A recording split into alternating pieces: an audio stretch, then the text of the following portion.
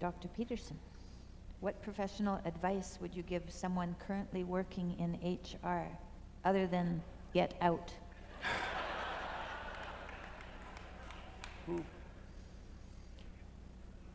I don't know. Generic advice tends not to be that useful. I would say the way the question is formulated indicates some dissatisfaction with the role and some desire to get out. And so I can tell you what you need to do in a situation like that. And this happens all the time in your life. Imagine you're in a place and you're being asked to do things that you find unmotivating and repugnant, perhaps. And maybe that's not merely because you're undisciplined and useless, because that's the first question you ask yourself, right? Am I objecting morally, or am I just incapable of disciplining myself? And you want to know the answer to that, because otherwise you're not going to be able to put your best foot forward in a complex situation. But let's say you are in a corrupt enterprise and you don't know what to do. And that's a very difficult problem to solve. And the first thing I would say is strive to put yourself in a position where you can actually make choices. And that's actually a good guiding principle throughout your life. Maybe you're being oppressed at work. Certainly possible. And I know that there are people who are in such dire situations that in some sense they're trapped. I've had lots of clients like that, right? So I make allowances for the fact that now and then you get into a situation you just can't get out of, and that's real hell. Forget about that for the time being. If someone is pushing you around, you need to be able to say no. Well, so let's think that through. You need to know what no means. And no means, if you keep doing this, something you do not like will certainly happen to you. That's what no means. Now, I'm not trying to make that into a threat, but it is a threat. No means, no implies, it implies a border. Well, in order to say no, you have to be able to put up the border.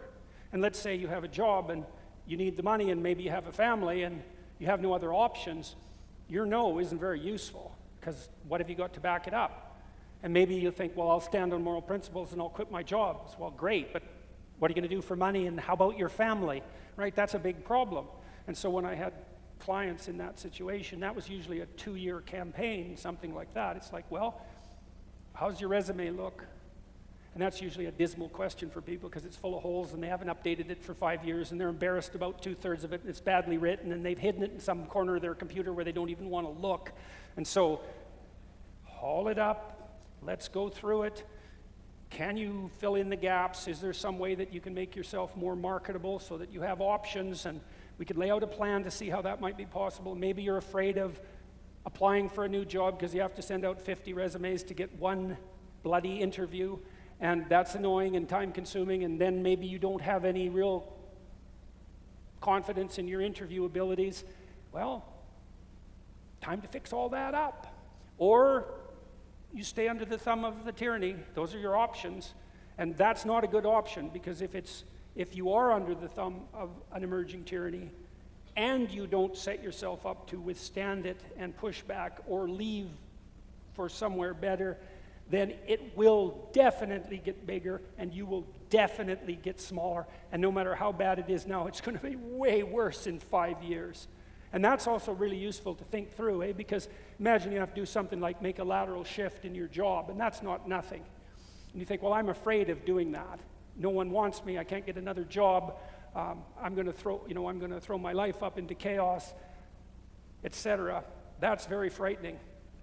And fair enough, and no wonder that stops you, but you're probably not frightened enough about not doing it. And one of the things I did continually in my clinical practice was, fair enough, I get why you're afraid.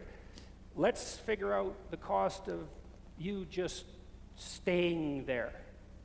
Because things change and they degenerate, right? And so that's frightening, but let's think about who you're going to be in 5 years, right? You're 10 times as bitter. And you're in an even worse situation economically. You absolutely hate your job, and now instead of one manager who's ideologically corrupt and tyrannical, you have 5, and all the good people have left your company. It's like, well, how afraid are you of that? Well, then once you have that, this is a really useful thing to do, period. When you're trying to deal with your stupidities and your ignorance and your malevolence, you think, well, should I do something about this? That's hard. What if I just let it play out? And then you need a fantasy that goes along with that, you know, so you take all your bad habits and your failure to aim at the mark, and you think, all right, I'm going to wander down that road diligently. What does it look like in 5 years? And that's hell, man.